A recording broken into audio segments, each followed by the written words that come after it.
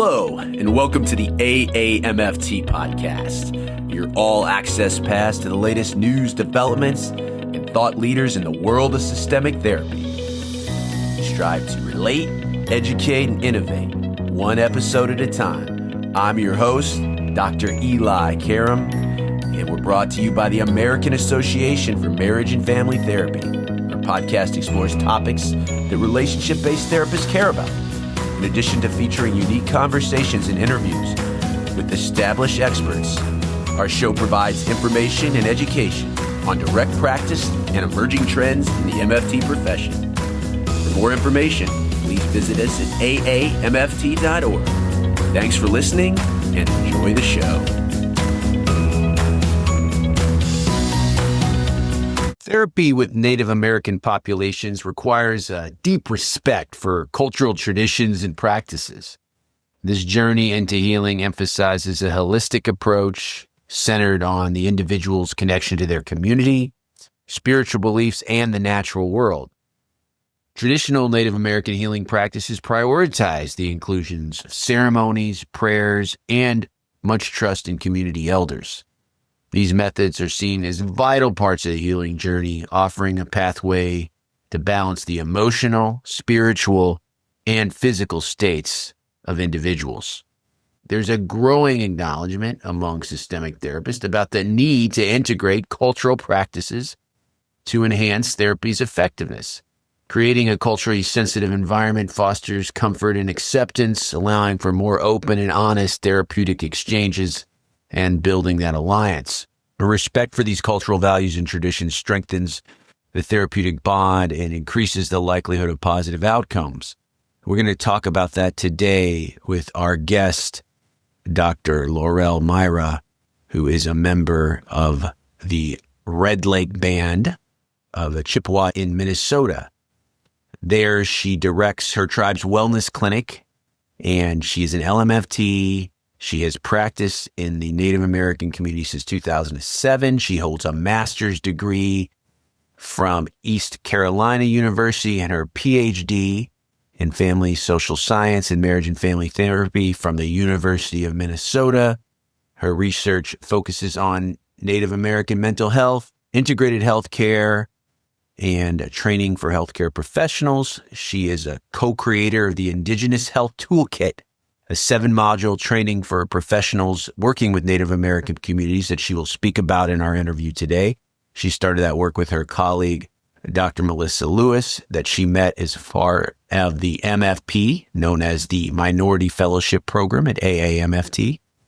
She holds seats on equity boards, including the state of Minnesota's Department of Health Equitable Healthcare Task Force. Despite the benefits of conducting systemic therapy with Indigenous populations, there's also challenges that we'll talk about with Laurelle today, including issues of cultural appropriation, misunderstanding, often necessitating ongoing education and dialogue between therapists and Native American communities to minimize these challenges. And that's what we're doing today. I had a great dialogue. Laurelle is a featured keynote speaker at next week's Leadership Symposium in San Diego, California. You'll hear me speak about that after our interview with Laurelle. Eli, back with you on the AAMFT podcast. So happy to be joined by Dr. Laurelle Myhra, keynote speaker at the Leadership Symposium, a week from when this podcast is dropping next Friday. For those that don't know anything about you, Laurelle, please tell us your MFT origin story. And we're going to be talking about working with Indigenous populations today, specifically Native American populations. Yeah. So I am a Indigenous person. My mother is a Red Lake Band member who married a guy, my father, who is Scandinavian. So he has multiple different backgrounds. So I am half Native and half Scandinavian and grew up in the Red Lake Reservation, really enjoyed my childhood there. However, I did see quite a bit of health disparities and disparities socially and economically, and really had a heart for helping the community thrive and heal from some of the historical trauma that the tribe faced and ongoing racism that the community still experiences to this day. So that's why I decided to go into marriage and family therapy, very interested not only in helping the community heal, but also advocating on a higher level for change in policy and just seeing the community thrive. What percentage do you know of MFTs are considered Native American or Indigenous? Yeah, about 1% or under is the Native American population. Certainly, minority clients like to look up and they like to see somebody that reminds them of themselves. So not only is this an underserved population, many of our listeners have never worked with a Native American client system. So what should those systemic therapists out there in our audience that are in the majority and non-BIPOC, what should they know about working with this population?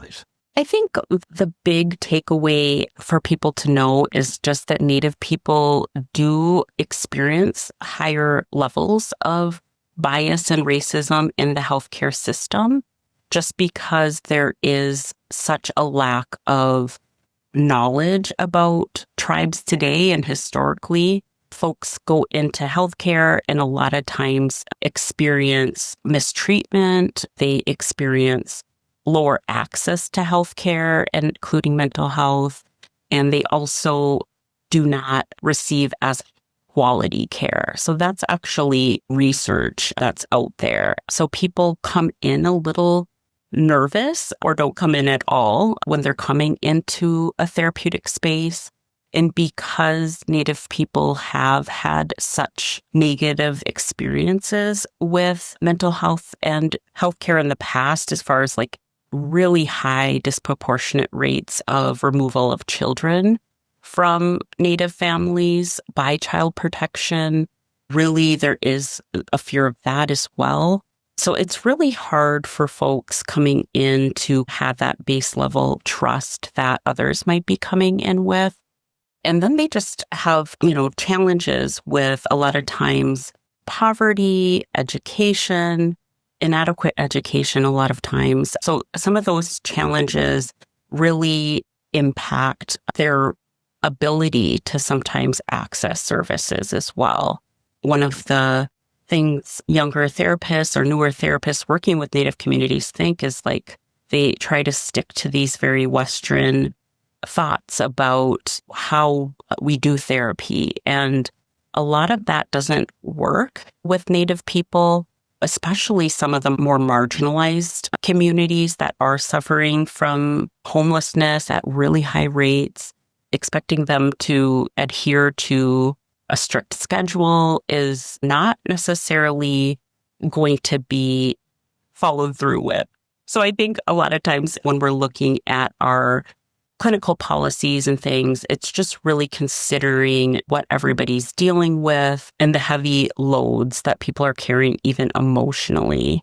So what they are bringing into the room and the fears that they have, and just being a little more understanding and a little bit more willing and empathetic to what they're up against in their day-to-day life.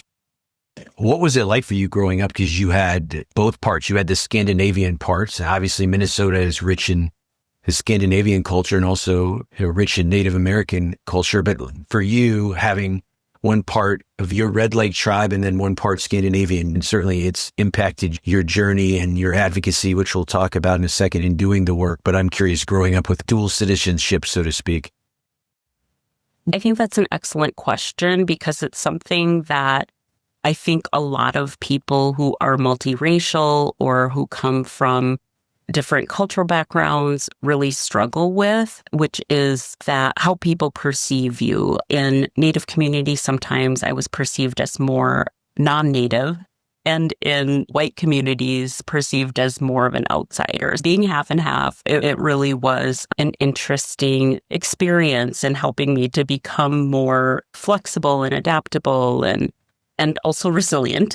Also on top of that, like being a Christian, I think is a really interesting facet as well, because Native American people have really suffered by people who claim to be Christian or Catholic and have really perpetuated some of the worst painful history there and historical trauma. So I feel like a lot of the community, although there's a good portion that are Christian, there are people who really don't understand Christianity historically because they see it as being represented by the historical trauma piece as opposed to like the biblical teachings and things like that. So that's also been a really interesting part of my journey as well. So in working with Native American population, you mentioned these historical, transgenerational traumas and injustices that Native Americans have suffered through. Because many times therapists, the majority, that they don't bring up these things because they're either not aware or they don't want to think they're going to hinder the alliance, but actually addressing it and putting a space where a client can talk about it. A Native American client is probably adaptive. So how do these transgenerational traumas affect the work? I always encourage therapists to show up authentically with humility about the history, whether they're Native or non-Native, so that they are showing up willing to hear what the client has to say about their experience. Some folks out there are really being discriminated against on a day-to-day basis because they're without housing. Some people are maybe look like they have more things together, but they're taking care of multiple family members and young and old and are just up against a lot more challenges with a lot less resources than others might have. So just being willing to understand somebody's unique situation and not judging it. I think that a lot of what clients are experiencing as far as bias is that people are looking down on them because they're perceiving that this is their fault, as opposed to maybe what has happened to them in their lifetime, whether that's been discrimination or inadequate education and systems that are just not set up for their success, like the education system. And there's a lot more to say as far as like the treaty history and things that I think it's really important for providers to dig into and understand so that they are coming in kind of from a place of being able to recognize that they represent some of these systems and some of this history, and that might actually be triggering for clients. So absolutely being authentic and being humble about their lack of education and understanding about Native people and their history locally, and also their desire to learn and willingness to dig into that history and not just put it on the client to explain it all, but really arming themselves with that knowledge ahead of seeing clients so that they can best be prepared to not judge and to listen to those stories. I also think just like no ethnic group or minority would want to be lumped in all one category together. I imagine there's differences between tribes too, right? So you need to do some homework before you work with a population like this. But talk about the differences between tribes that probably our listeners should know how to find this information. If you're going to work with a client system like this and you've never worked with an Indigenous or Native American population before, where do you even go? I would definitely start by understanding the local tribes. Here in Minnesota, we have 11 tribes. About half of them are Ojibwe and half are Dakota. And there's really rich history here. And some of it is really unfavorable to the government as far as thinking about the theft of land and things in Minnesota. And so I would start by just Googling like the state that you're in, the tribes in that state. We have people who are from across US who come to utilize services here just because they've relocated to the area. but we also, majority of our folks are from a few of the larger Ojibwe tribes in Minnesota. So, for example, if they were in Minnesota, I would think it would be really interesting to just Google and read about the different tribes and read about the different history and treaties. If you look up the Native serving orgs in the area, you can hear about their origin stories, and a lot of times they do have to do with varying advocacy that they're working on. So that could be addressing inadequate education. I think of automatically comes to my head because I do a lot of work in the educational area, and it's just a big area of need in the community. So yeah, I would say that would be a good place to start, is just to start to understand the local history. Now, fun fact, when I was in my doc program at the University of Minnesota, I was honored to be accepted as a AAMFT minority fellow for a number of years. And one of the colleagues that I met, Dr. Melissa Lewis, and I and others developed an Indigenous health toolkit. And in that toolkit is 7 different modules. And we go from talking about social justice to talking about the history, the local history, talking about how healthcare systems are impacted and how they can do better. So all of these different areas, we have experts locally who talk on each of those areas. And over the years, we've presented these trainings to different groups, behavioral health. We've presented to whole clinics that have had their medical staff and their dental staff involved. And we've actually had success in decreasing bias in providers. So I feel like a lot of times that's like really unheard of, to be able to move the needle on bias, because it is so ingrained, but especially changing it with a training. I think some of it has to do with the fact that it's 7 modules, and they're working with different facilitators and working with folks within their system. There's a level of comfort there and a level of trust that's happening in those systems. And everybody wants to do better, right? So I think there's definitely some pieces to doing this work that have really helped to move the needle on bias, but also the patient experience, right? Like they've experienced better healthcare as a result of some of this work that we've done with providers. So it's something that, I'm really proud of, but there are a lot of resources out there. But that was just a gap that we saw early on, was that providers don't really know the communities.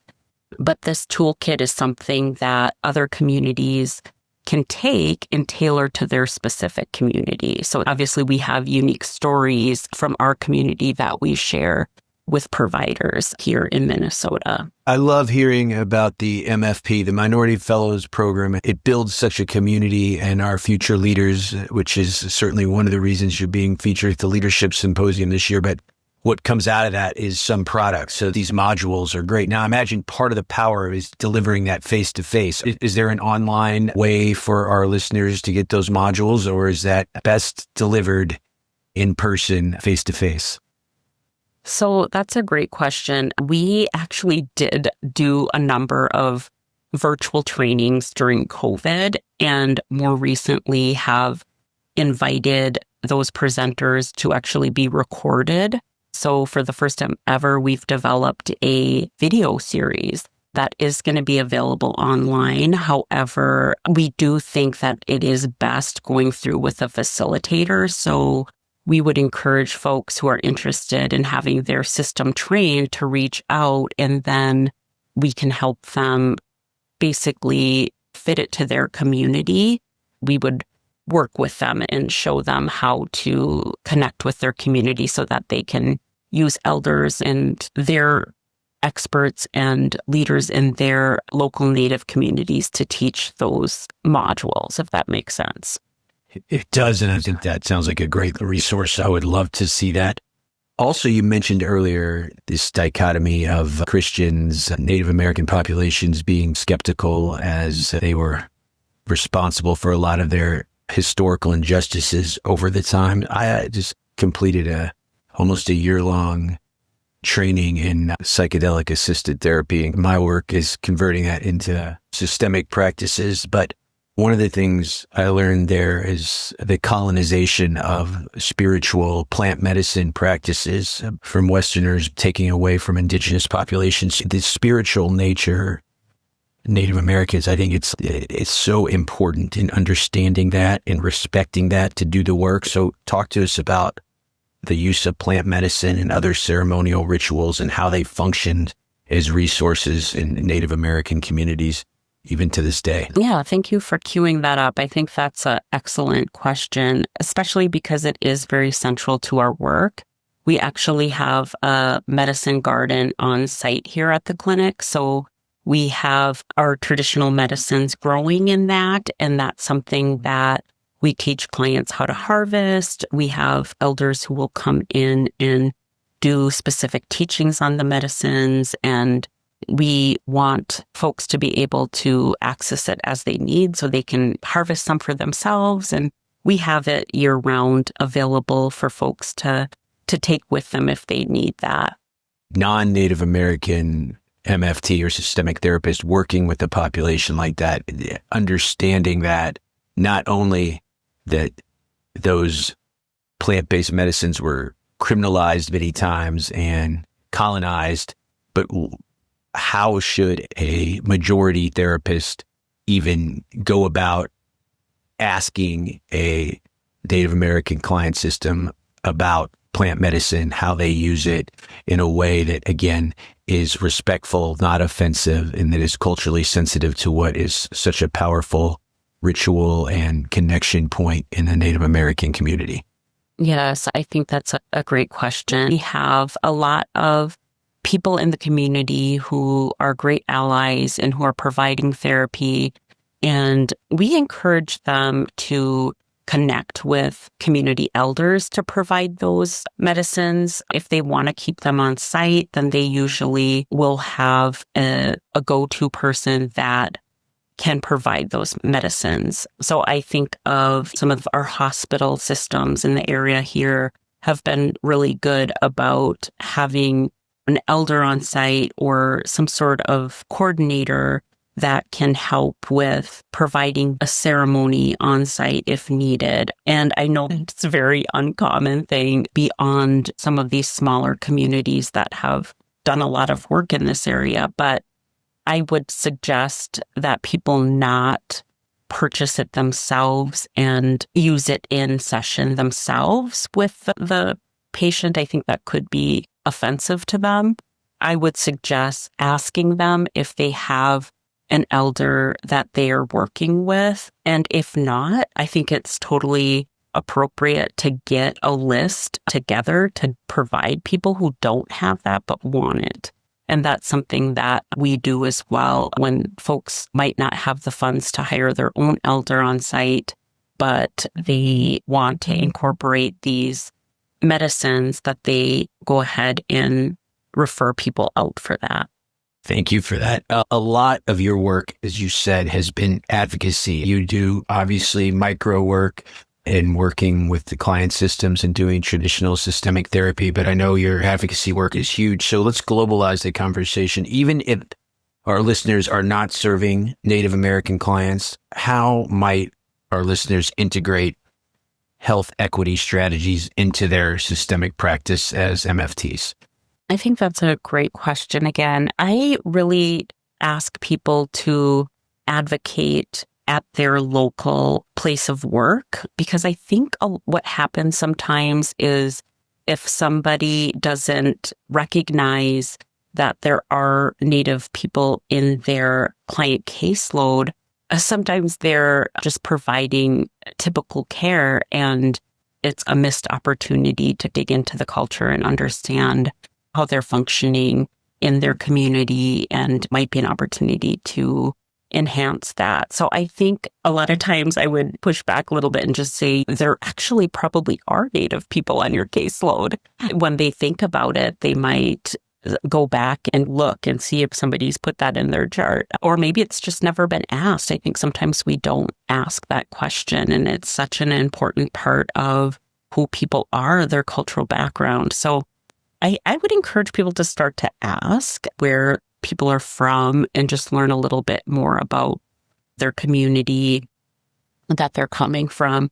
But then as they're starting to raise their awareness, also start to think about how to maybe advocate for more training about the Native American history and things. One of the really cool things that's happening here in Minnesota is we have a sacred sites tour that's provided by some local Dakota folks, and they actually go out and tour people around these different sites and talk about the significance, including how the land was taken, and health systems have done this, educational systems have done it, like teachers and things, and have just talked about how impactful that was to really understand what took place on the land right next door to us, like down the street from us in some cases. I think people don't realize how many Native people are actually probably, whether it be on their caseload or in their neighborhood or at their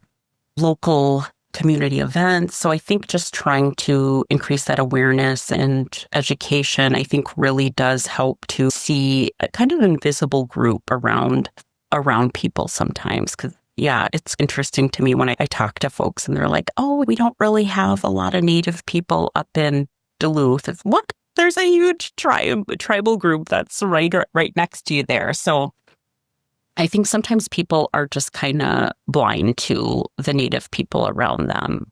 That whole idea of treating everybody the same and blindness sometimes can do some harm because it's not seeing and appreciating the unique differences and experiences that different groups are having. If you're in the minority of being an Indigenous systemic therapist, you already know everything Laurelle is saying, and you're doing that. But you do not need to have a PhD like you do, or need to be of Indigenous descent to be able to be, as you said, an ally. So I know you are very proud of your advocacy work. Say briefly what you're the most excited about that part of your career, and then how our listeners that live in geographic areas where there are Indigenous Native American tribes, how they can become allies and join in doing this. Excellent point.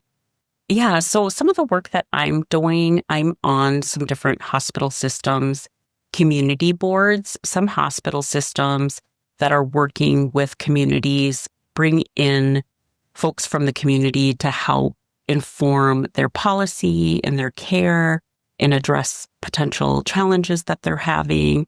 And that's something that's been super rewarding for me to see systems really shift and change and have that humility to realize that they're not doing the best job and they could always do better. And so that's been something I've been really proud of. I've been doing that for a number of years now.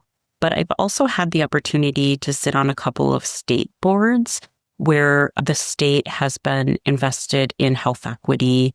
So that's everything from their funding, that's looking at what they're doing to shift changes in health disparities, and just looking to the community for advice and support. And those have been tremendously rewarding for me, and being able to see larger systems get on board and understand, not just from the Indigenous perspective, but also what other communities are struggling with, whether that's disabilities or BIPOC clients as well. So just really understanding how we can best serve communities that have been marginalized. That has been really something near and dear to my heart. But not everybody wants to take time to do that type of work. And I think that there's definitely opportunities to write letters and call your local representatives to support things that tribes are working on.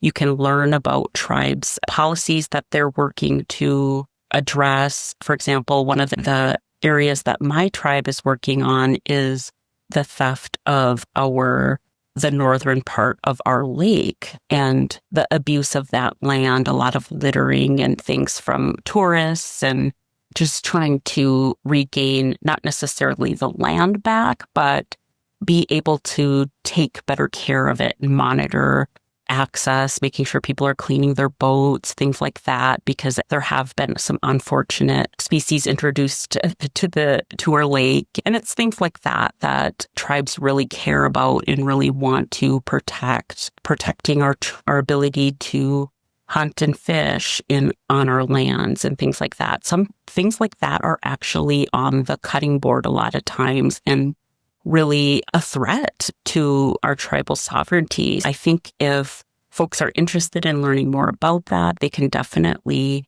look into their local tribe's priorities and help to raise an awareness of those challenges that they're facing.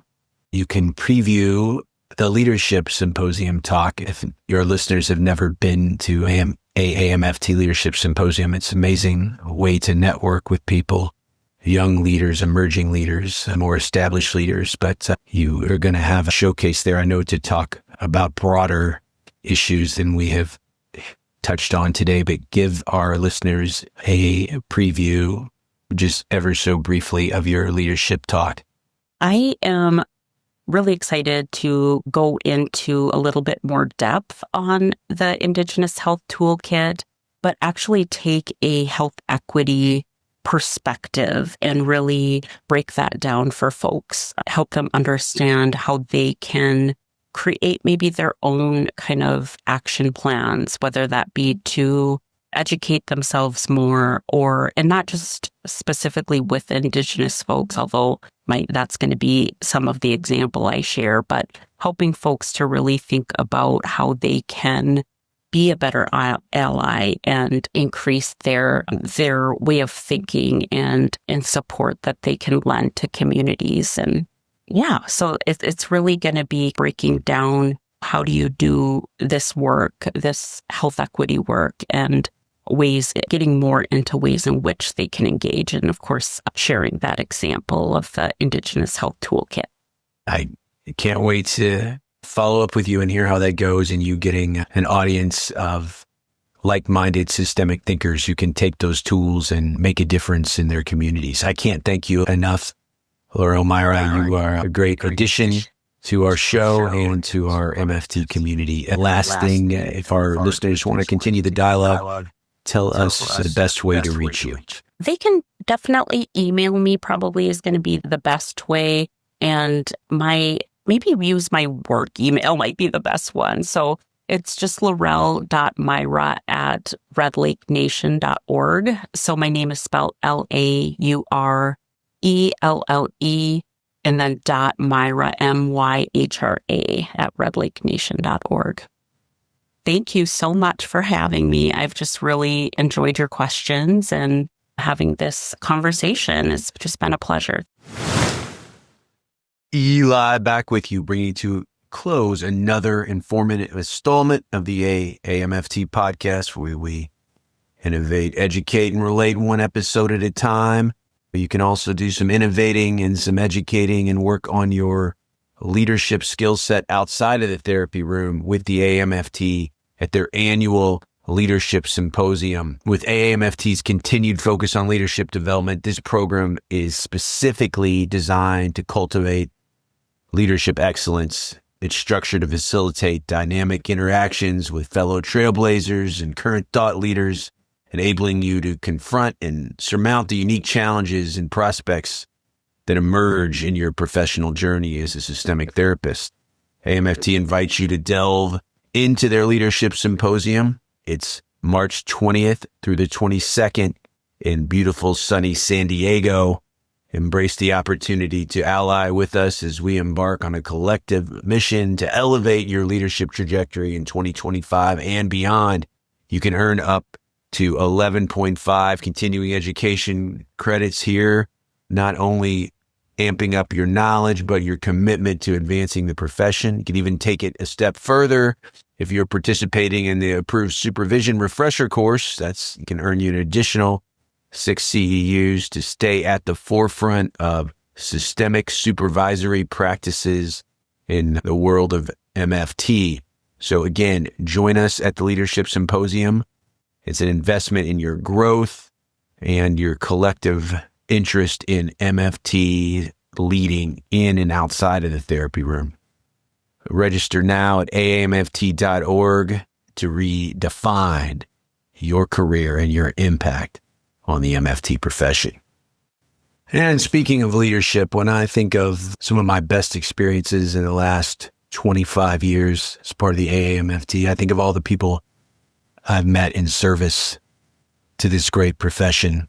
And on the top of that list is Tess Goodfellow. Those of us in the AAMFT community have been mourning her loss the last couple of weeks. I'm going to end in a way I have never ended a podcast. It's telling you a little bit about my friend and someone who was very influential behind the scenes at AAMFT, who built her career in service to a profession we loved so much.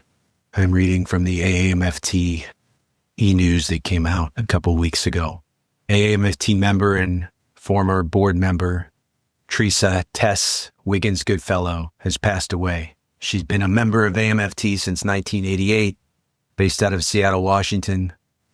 Tess was a skilled MFT with over 35 years of experience. She was a recipient of AAMFT's Outstanding Service Award in 2018. That was special because she received that in Louisville, Kentucky with me, where I was honored for my work with AAMFT. I'll never forget that moment.